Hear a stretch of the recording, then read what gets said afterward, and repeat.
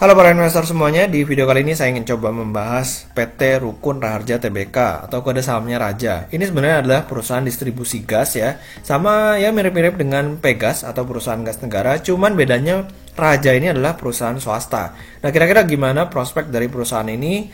Kita akan bahas ya setelah yang satu ini nih. Tapi sebelumnya teman-teman, bagi yang belum subscribe, boleh tolong di subscribe terlebih dahulu karena subscribe itu gratis ya. Buat yang sudah subscribe, terima kasih banget karena sudah mendukung YouTube channel Pesan Saham ini.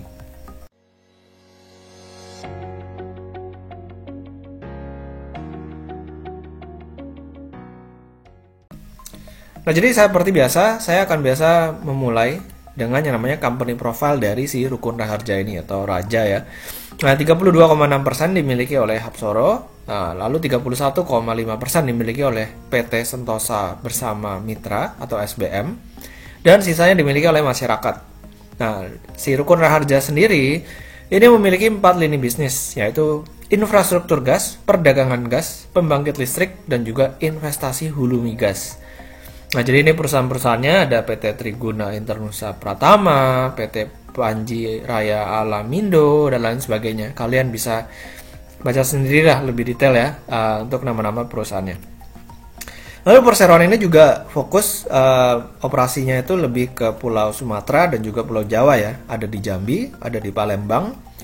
Lalu kalau untuk di Jawanya ada di Banten, ada di Bekasi, dan juga di Jawa Timur. Di Jawa Timur tuh untuk blok Cepunya ya. Nah, di situ ada investasi hulu migasnya. Nah, ini untuk sekilas informasi tentang panjang pipa gasnya si Raja ya. Lalu ada infrastruktur gasnya, kapasitas kompresor gas, dan juga ada alokasi pasokan gas, serta produksi minyak di blok Cepunya. Nah, ini kelihatan banget nih di sini. Kalian bisa perhatikan. Lalu kalau misalnya kita lihat dari volume bisnisnya, di tahun 2019 tuh distribusi gas alam mengalami peningkatannya dari 12,2 juta menjadi 13 juta. Cuman kompresi gasnya ini turunnya lumayan banget ya, sekitar 20% lebih dari 31,9 juta menjadi 24 juta. Sementara lainnya ya bisa kita abaikan lah, angkanya nggak gitu besar ya. Lalu untuk komposisi konsumsi industri pada gas trading, nah ini terjadi peningkatan di sisi pembangkit dan penurunan di sisi industri. Jadi memang concernnya di tahun 2019 tuh industri di Indonesia agak sedikit mengalami perlambatan sehingga permintaan gas juga turun. Nah, karena permintaan gas turun ya udah kinerjanya si Raja ini juga cenderung mengalami penurunan. Nanti akan kita bahas. Ini dia. Jadi kalau misalnya kita lihat dari total asetnya dari tahun 2015 sampai tahun 2019, total asetnya si perseroan ini cenderung mengalami peningkatan ya dari 151 juta US menjadi 180 juta US.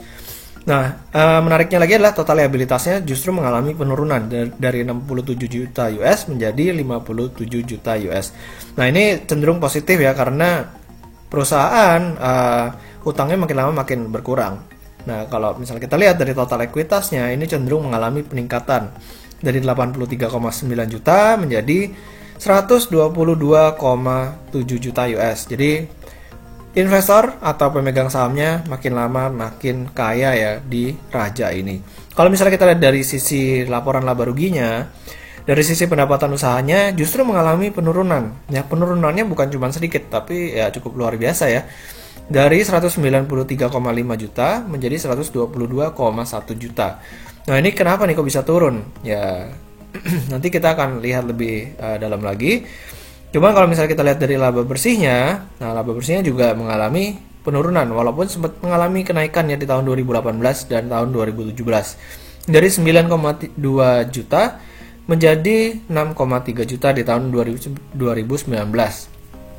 Jadi memang industri gas ini boleh dikatakan banyak dikendalikan oleh pemerintah juga ya, karena pemerintah lebih cenderung ingin industri itu maju ya, karena industri biayanya itu menggunakan gas, makanya harga gas kalau bisa ya ditekan serendah mungkin. Nah, inilah yang membuat industri gas di Indonesia tuh jadi kurang gitu menarik ya, makanya harga gas kalau kalian perhatikan juga trennya mengalami penurunan. Nah, begitu juga dengan Raja. Jadi kalau misalnya kalian lihat, harga kedua saham ini ya cenderung mirip-mirip gitu. Keduanya turun. Nah, sekarang juga dari bulan Maret sampai sekarang, keduanya cenderung mengalami peningkatan. Lalu kalau misalnya kita lihat dari rasio keuangannya, nah rasio laba ini cukup stabil di kisaran 4% ya. Kalau misalnya kita tarik dari tahun 2015 ke tahun 2019, return on equity yang tadinya bisa di atas 10%, sekarang cuma 5,64% ya, ini di tahun 2019-nya. Nah, karena industri kurang gitu bagus, saya memperhatikan yang namanya rasio solvabilitas dan juga rasio likuiditasnya ya.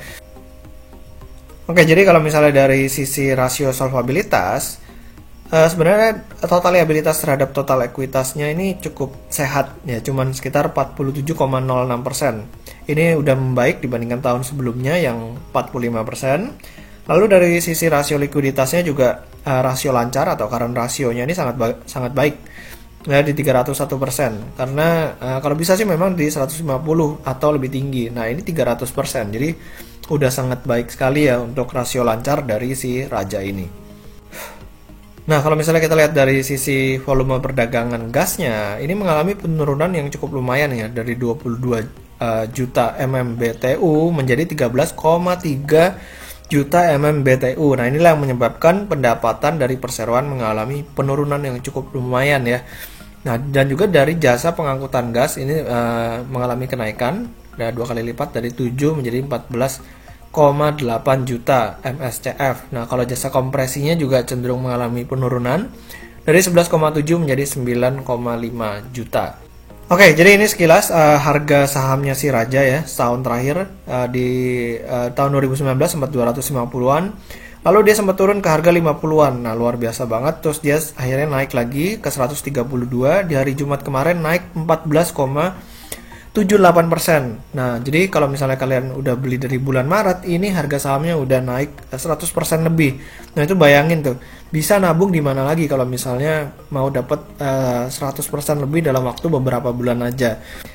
Oke, jadi kita akan coba lihat dari sisi laporan keuangan di tahun 2020 first half-nya. Pendapatan perseroan si Raja ini mengalami penurunan sekitar 10% dari 58,2 juta menjadi 53 juta.